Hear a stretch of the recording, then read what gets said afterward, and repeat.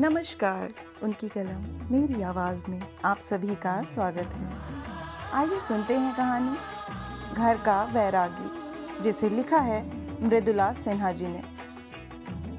मना मना कर थक गई थी कनकलता। पति पर उसके मान मनौवल का कोई असर नहीं हुआ तो उसने हरि किशोर जी को, जिन्हें 25 वर्षों से अपना मुंह बोला भाई बना रखा था, बुलावा भेजा। प्रथम तो हरि किशोर जी ने कनकलता को ही उसके पति के हठी स्वभाव के कई प्रसंग याद दिलाने प्रारंभ कर दिए। फिर कनकलता के मुख पर तिर आई निराशा को सहलाते हुए बोले, तुम्हारी खातिर एक बार बात करके देखता हूँ। मेरी समझ से तो तुम दोनों को अब बेटा के पास ही जाकर रहना चाहिए। आज उन्हें तुम्हारी ज़रूरत है, कल तुम्हें भी उनकी ज़रूरत पड़ने ही वाली है। आखिर बुढ़ापा बिना बच्चों के सहारे के बिताया जा सकता है क्या? जवानी में पेड़ लगाए जाते हैं ताकि बुढ़ापा उसकी छाया में काटा जाए। मुझे देखो, जिंदगी भर मेरे इशारे पर परिवार के सब सदस्य नाचते रहे। आज मैं अपने बेटे के इशारे पर रेंगता हूँ। हस्तांतरण तो करना ही पड़ता है। धन दौलत, घर गृहस्थी के साथ परिवार का नेतृत्व भी हस्तांतरित हो जाता है। और ऐसे ही होता है घर में रहकर वानप्रस्थी होना। इसे जो जितना पहले स्वीकार कर ले वह उतना ही सुखी। भाई साहब, मैं तो सब समझती हूँ। गलत स्थान पर अपने विचार बिखेरने के एहसास से झेंपते हुए हरि किशोर जी बोले, ठीक है, आज मैं उनसे मिलूंगा। वे हैं कहाँ? और कहाँ रहेंगे? हरिद्वार के कोई सन्यासी आए हुए हैं। कल से ही न खाना न पीना, उन्हीं की जी हुजूरी में लगे हैं। दिल्ली से बहू की 3 चिट्ठियां आ गईं। कल तो तार भी आया है। बहू को 8वां महीना लगा है ना। अब तो किसी समय भी। कनकलता के चेहरे की झुर्रियों में तनाव आ गया था। मोहन बाबू के वंश वृक्ष की नई कोपल को प्रस्फुटित होते देखने की प्रफुल्लता के कोमल किसलयों को दूसरे क्षण रौंद दिया था पति हट के एहसास ने। आनंद, चिंता और भय मिश्रित भावों में डूबती उतराती कनकलता को हरि किशोर जी ने आशा बंधाई। मैं गांव के 3-4 बुजुर्गों को लेकर उनके पास जाता हूँ। मानेंगे कैसे नहीं? देखना, सन्यासी जी भी हमारा ही समर्थन करेंगे। उनकी सलाह तो मानेंगे ना? कनकलता भावातिरेक में एक बच्ची की भांति हरि किशोर जी की बाहें पकड़ झकझोर गई। भाई साहब, अभी जाइए ना। मान गए तो आज शाम की ट्रेन से ही निकल जाएंगे हम लोग। वे लोग हमारी राह देख रहे होंगे। मैंने तो सब सामान तैयार कर लिया है। पुराना सरसों का तेल, मधु, कजरौटा, अजवाइन, पुराना चावल, मूंग मसूर की दाल सब बांध लिया है। पुरानी धोतियां भी धुलवा कर रख ली हैं। हरि किशोर सिंह कनकलता के चेहरे पर नजर टिकाए उसकी बेसब्री माप रहे थे। उनके होंठ तक एक सीख उभर आई। कनकलता जी, ये सब सामान पुराने हो गए। शहरी लोग इनका इस्तेमाल नहीं करते। तुम्हारी बहू अपने बच्चे को सरसों का तेल नहीं मलने देगी। काजल लगाने के लिए भी अब डॉक्टर मना करते हैं। उन्होंने अपनी सलाह को होठों के बीच मसल दिया। रंग में भंग हो जाता। बोले, अभी जाता हूँ। पति के लिए खाना बनाकर देर रात तक इंतज़ार करती कनकलता की आंखें ना जाने कब लग गईं। दरवाजे पर पड़ी आराम कुर्सी पर ही निढाल पड़ी पत्नी को मोहन बाबू ने जगाया। उठो तो, कल सुबह की ट्रेन से दिल्ली चलना है। आखिर तुमने गांव में पंचायत बैठा ही दी। पति की शिकायत की परवाह किए बगैर कनकलता उनके खाने की व्यवस्था में जुट गई। उन्हें खिला पिलाकर सुला दिया। स्वयं रात भर छोटी मोटी चीज़ें संभाल संभाल कर रखने लगी। अपने कपड़े, पति के कपड़े, उनके अन्य सामान जुटा जुटा कर एक स्थान पर रखती थक गई कनकलता आराम करने के लिए बिछावन पर लेटी ही थी कि उसे याद आया, 1-2 सामान छूट ही गए थे। लेटते उठते सवेरा हो गया। सुबह उन्हें विदा करने वालों में हरि किशोर जी और उनकी पत्नी अग्रिम पंक्ति में थे। उन्होंने कहा, यहाँ की चिंता मत करिएगा, चैन से रहिए, बेटा बहू की सेवा कीजिए और करवाइए। मोहन बाबू एक शिकायती नज़र से हरि किशोर बाबू की ओर देखने लगे, मानो कह रहे हूँ, आखिर आपने मुझे अपने पद से डिगा ही दिया। एक दिन पहले ही 2-4 लोगों के बीच उन्होंने अपनी पुनरावृत्ति योजना रखी थी। मैं 30 वर्षों के शिक्षकीय जीवन से अब अवकाश प्राप्त हुआ हूँ। यह अवकाश सांसारिक जीवन का विराम स्थल भी है। अब मैं नहीं कोल्हू का बैल बनने वाला। मैं कट्टर सनातनी हूँ। जीवन की चारों अवस्थाओं को शास्त्रों में निर्धारित चारों आश्रमों के अनुसार ही काटना है। अब वानप्रस्थ की ओर बढ़ना है। यह घर गृहस्थी, बाल बच्चे, उनकी समस्याएं सब मोह बंधन है। मैं तो किसी आश्रम में जाकर पिछले 30 वर्षों से ऐसा ही कुछ कनकलता को भी सुनाते आए थे। दोनों लड़कियों शीला, रीता और बेटे अनिल की शादी के बाद उन्होंने कनकलता से कहा था, बस अब घर गृहस्थी छोड़ो। 10 बीघा जमीन है। अनिल चाहे तो रखे, चाहे तो बेचे। हम दोनों तो हरिद्वार चलकर रहेंगे। बची हुई जिंदगी वहीं गंगा के चरणों में काटेंगे। पता नहीं क्यों लोग बुढ़ापे में भी परिवार में उलझकर नरक की जिंदगी काटते रहते हैं। कनकलता के पति का सुझाव कोई नया नहीं था। ऐसा भी नहीं कि बीती हुई जिंदगी पति के विरोध में कटी हो। दरअसल उसे घर गृहस्थी और बच्चों की चिंता से अलग थलग कर जिंदगी को देखने की फुर्सत हो तो उसकी योजना बनाए। दिल्ली पहुंचकर माँ बेटा के मिलन की बेकरारी की लाश पर उगाए उल्लास उमंग की गर्माहट माप नहीं पाए थे मोहन बाबू। बेटा बहू हर पल उनकी दिनचर्या को पूरा करने का प्रयत्न करते रहे। उनकी पसंद नापसंद, रुचि अरुचि का ध्यान रखते बच्चे अपनी इच्छा अनिच्छा को तिरोहित करते जा रहे थे। तिरोहित हो रही अपनी सुविधाओं में से एक विशेष आनंद की अनुभूति से ओतप्रोत थे। कनकलता के मनोभाव का कहना ही क्या था। मानो मन चाहे जिंदगी मिल गई हो। अनिल के जन्म पर उसे मातृत्व के महत्व का कहाँ भान हुआ था। अपने बच्चों के पालन पोषण में कटी जिंदगी ने भी मातृत्व की अनुभूति नहीं होने दी। पोते के जन्म पर उसे लगा कि वह पहली बार माँ बनी है।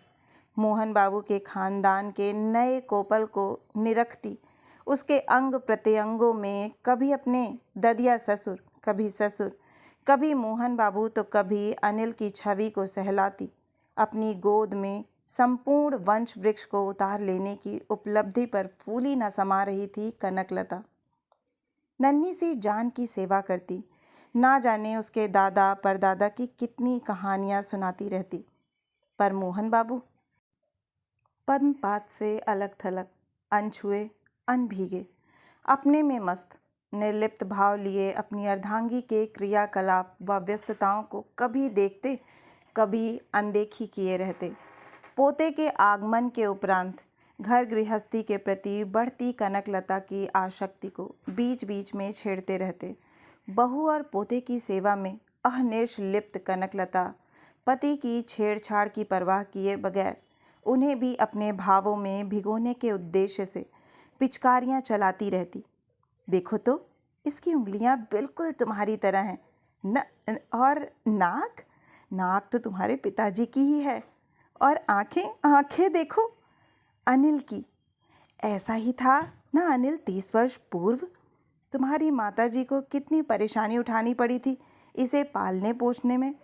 सच उनकी साड़ी तो कभी सूखती ही नहीं थी।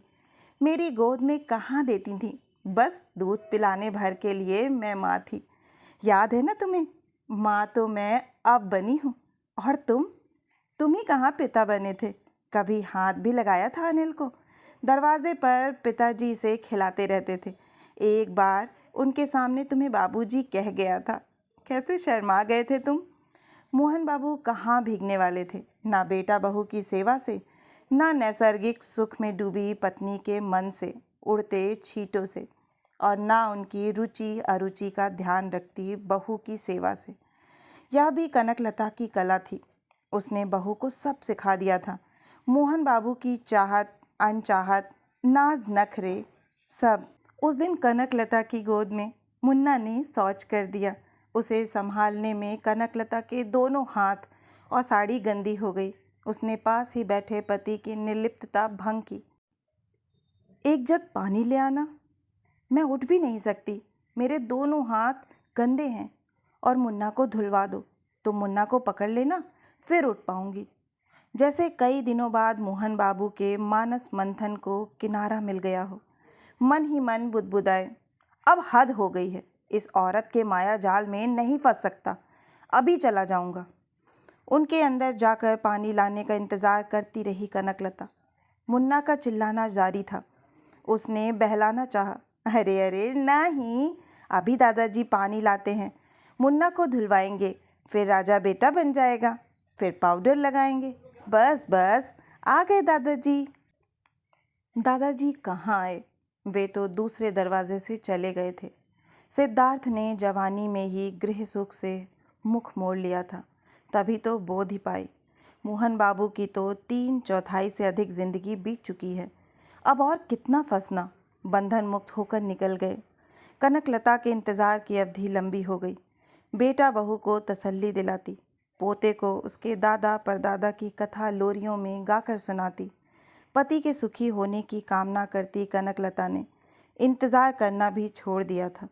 हरिकिशोर जी किसी काम से दिल्ली आए थे। उन्होंने बड़े दुखी मन से बताया, तुम लोगों के चले आने पर बटाईदार भी मनमानी करने लगा है। मेरी सुनता कहाँ है? 2 बीघे में गेहूँ लगाया था, इस साल फसल भी अच्छी हुई है। तुम्हारे हिस्से का केवल 5 मन गेहूँ दिया। आम के बगीचे में 5 पेड़ लद कर फले हैं। दिल्ली आते समय पूछने पर कहने लगा, कह दीजिएगा इस साल 10-5 टिकोरे लगे हैं।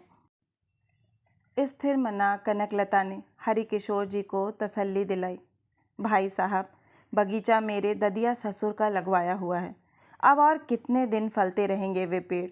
बूढ़े हो गए हैं, क्या उनके जीवन में संन्यास का विधान नहीं है? उसके प्रश्न के तेज से सिहर गए हरिकिशोर जी। उनकी सिहरन से भीग उठी कनकलता बोली, ददिया ससुर के दादा ने अपने घर आंगन में भी पेड़ लगाए थे ना, देखिए ना उनके वंश वृक्ष पर लगा नया फल। मैं तो इसे सींचने पालने पोसने में लगी हूँ, बस यह चलने भर लगे, फिर गांव जाऊंगी। फसल तो अगले साल भी लगेगी, संभालूंगी। पेड़ अगले साल भी फल देंगे, पर वंश वृक्ष पर तो कभी कभी फल लगते हैं ना, इनकी देखरेख हो तो। हरिकिशोर जी का गला भर आया था। कनकलता के जीवन दर्शन ने अंतर्मन को छुआ था। बोले, संसार तुम्हारी जैसी माता बहनों से गतिमान है। हम पुरुष लोग तो जीवन की व्याख्या भर करते रहे हैं, आप लोग जीवन की रचना और रख रखाव में सदियों से लगी हो। धन्य हैं ये नारियां, ईश्वर की अनुपम देन, सृष्टि को अक्षुण्ण रखने में संलग्न। कनकलता अटक कर बोली, भाई साहब, यह सब तो ठीक है, लेकिन मैं चाहती थी कि आप एक बार हरिद्वार जाते, वहीं किसी आश्रम में मिलेंगे वे। मैं केवल सुनना चाहती हूँ कि वे सकुशल हैं। अनिल और बहू बहुत परेशान हैं, उनके घर छोड़ने का कारण अपने को मानकर दुखी हो रहे हैं, अपने को ही दोषी मानते हैं। थोड़ा विराम देकर बोली, सच तो यह है कि जब से उनकी माताजी का स्वर्गवास हुआ, बच्चों के लिए मेरी ममता के वे भी हिस्सेदार हो गए हैं। जब तक मातृपति थे, मेरी ओर से भी शिकवें शिकायतें थीं। अब तो हर पल सोचती हूँ उनके मन और शरीर को कोई कष्ट ना हो। मेरे लिए जैसा अनिल, वैसे ही वे। अनिल तो जवान है, कष्ट झेल लेगा, उनका शरीर। कनकलता की आंखें गीली हो आई थीं। हरिकिशोर जी ने शास्त्रों में नारी के विभिन्न रूपों का वर्णन पढ़ा था। साक्षात मातृत्व का दर्शन कर अपना जीवन धन्य कर रहे थे, ऐसा प्रतीत हुआ उन्हें। बाबा, बाबा, बाबा के तुतले स्वर ने दोनों को चौंकाया। उसके बाबा की बात हो रही थी तो बीच में बैठा वह क्यों चूकता? और उसने तो अभी केवल बाबा कहना सीखा है।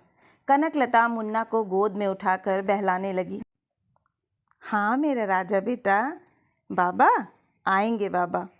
मुन्ना को कंधा पर बैठाकर बाजार ले जाएंगे, चीज़ खरीद देंगे, फिर बड़ा होकर उनकी लाठी बनेगा मेरा राजा बेटा।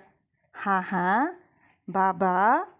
मुन्ना क्या समझे कनकलता के भाव। हरिकिशोर जी अवश्य डूब गए थे कनकलता की आँखों की कोरों पर छलक आए जल में। कनकलता ने बड़ी सावधानी से उस जल को बूंद बनने से रोक लिया। हरिकिशोर जी ने स्वर धीमा कर पूछा, आपको यहाँ कोई परेशानी तो नहीं? दिन भर बच्चे की देखभाल करते थक जाती होंगी। अरे भाई साहब, आपके भी पोते पोती हैं, कभी उनके साथ खेलते दिन बिता कर देखिए, समय भी कटेगा और नई स्फूर्ति भी मिलेगी। ये तो भगवान स्वरूप हैं, कौशल्या का राम लला, यशोदा के कान्हा। ये कहाँ थकने देते हैं, उल्टे थकान हरते रहते हैं। हरि किशोर जी खो गए थे अपने अतीत में। पिछले वर्ष जब बीमार पड़े थे, एक वैद्य जी ने उन्हें सलाह दी थी, घर में पोते पोती हैं ना, उनके साथ खेला करो। दवा की जगह खेलने का सुझाव हरि किशोर सिंह को बड़ा अटपटा लगा था। पर आज कनकलता के चेहरे पर तेराई लालिमा में उस सुझाव का जीवंत स्वरूप देख अभिभूत हो रहे थे। दिन बीतते गए। मुन्ना दादी को ही माँ कहने लगा, उंगली पकड़कर चलने लगा, सहारे के बिना खड़ा होने चलने की शुरुआत कर दी। कनकलता को अब अपनी खानदानी जमीन जायदाद, पुश्तैनी भूमि पर बने घर की याद सताने लगी।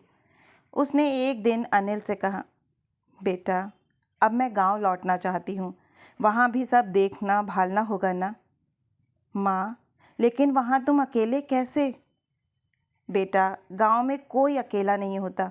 मेरे जाते ही आस पड़ोस के लोग आ जाएंगे, और आदमी तो अकेला ही आया है, अकेला ही जाएगा। फिर घर में रहते हुए जाने की तैयारी भी करते रहना पड़ता है। अनिल ने कहा, ऐसा करते हैं, 1 महीने की छुट्टी लेकर हम सब गांव चलते हैं। खेती बाड़ी घर द्वार की व्यवस्था करके सब यहीं लौट आएंगे। फिर मैं 6 महीने पर गांव जाया करूंगा। तुम्हें अब अकेले नहीं छोड़ूंगा। नहीं रे, जिंदा रहने के लिए मुझे गांव में कुछ दिन रहना ही पड़ेगा। मैं ही 6 महीने में आ जाया करूंगी। लेकिन मुन्ना के बिना तुम्हारा जी लग जाएगा बेटा। संसार में माया मोह से कभी तो मुक्त होना ही होगा। वहाँ भी आसपास बच्चे हैं, गरीब के हुए तो क्या, हैं तो भगवान के रूप ही। वे सब दिन भर घेरे रहते हैं, चीनी या गुड़ की छोटी गोलियों से ही खुश। कहानी सुनने की गरज से छोटे हाथों से मेरे बड़े काम कर देते हैं। तुम्हारे यहाँ आने की बात बताती थी तो बेसब्री से पूछते थे, फिर कब आएंगी?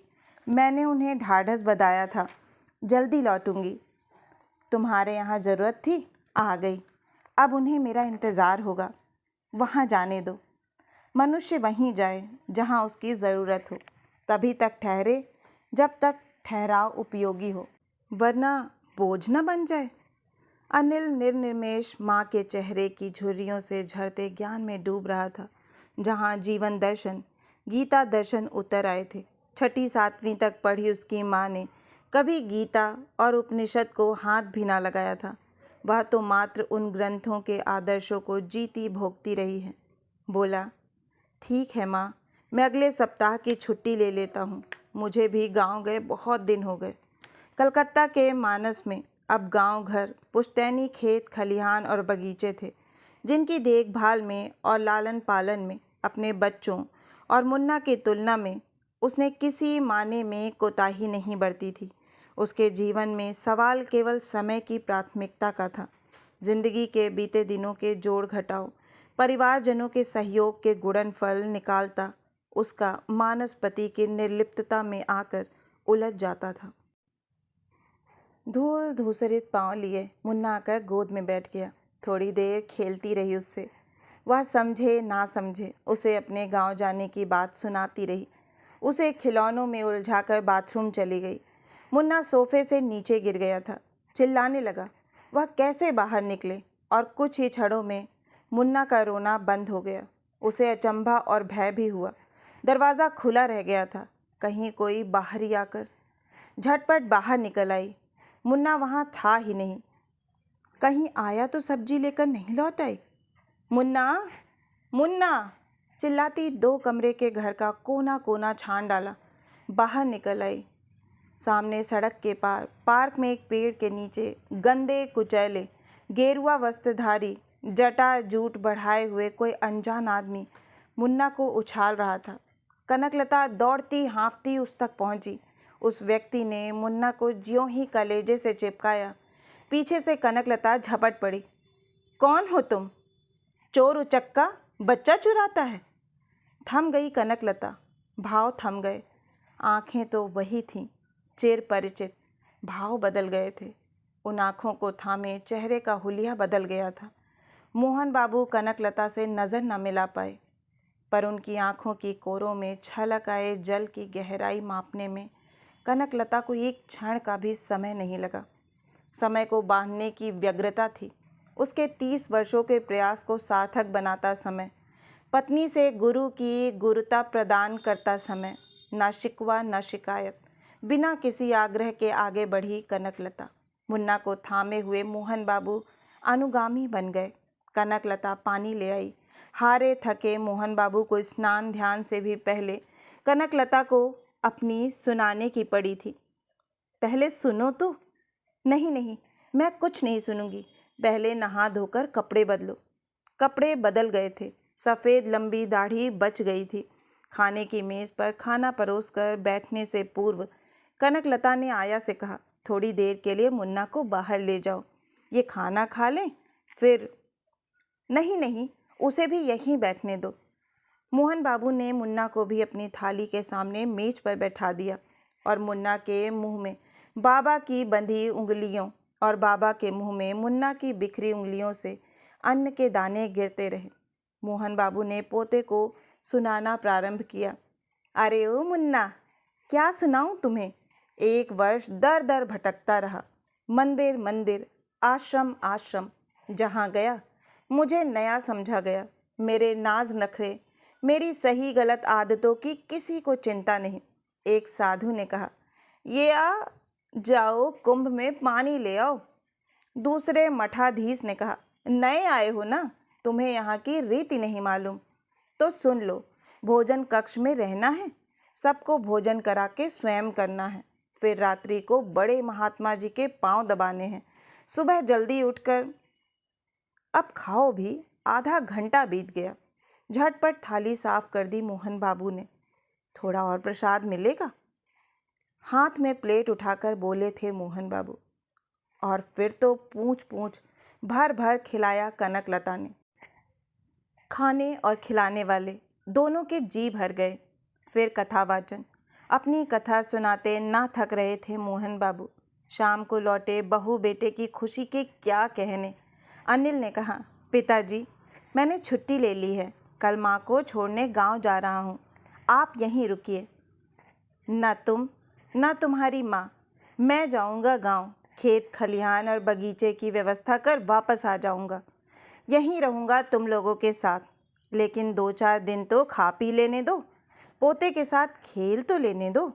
कनकलता ने पति के निर्णय में बहू बेटा को जी भरकर आनंद लेने दिया। फिर बोली, नहीं, अभी हमारे हाथ पैर चलते हैं। खेती बाड़ी के संग अपना और भी बहुत कुछ है गांव में, हम जोलियों को कैसे छोड़ें। 2-4 महीने में हम ही आते रहेंगे, और जब हाथ पैर थक जाएं तो फिर। माँ, अनिल फिर भीग गया था माँ के व्यवहारिक ज्ञान सागर में। मोहन बाबू का क्या, उन्हें तो बस अब वही करना है जो कनकलता कहेगी, और उसने कब मना किया है उन्हें घर में रहकर वैरागी बनने से। अभी आप सुन रहे थे कहानी घर का वैरागी। आशा है कि यह हृदय स्पर्शी कहानी आपको बहुत ही पसंद आई होगी। अगर कहानी पसंद आई है तो मुझे प्रोत्साहित करने के लिए एक लाइक करें, अपनों के साथ ज़्यादा से ज़्यादा शेयर करें। नीचे कमेंट बॉक्स में कमेंट करके बताएं कि आपको कहानी कैसी लगी। और अगर आप इस परिवार का हिस्सा बनना चाहते हैं तो इस चैनल से जुड़ें और इसे सब्सक्राइब करना ना भूलें। और हाँ, नोटिफिकेशन बेल ज़रूर दबाएं, जिससे आगे आने वाली हर कहानियाँ आपको समय पर मिलती रहें। फिर मिलती हूँ एक नई कहानी या कविता के साथ। तब तक के लिए आप सभी का कहानी सुनने के लिए बहुत बहुत धन्यवाद।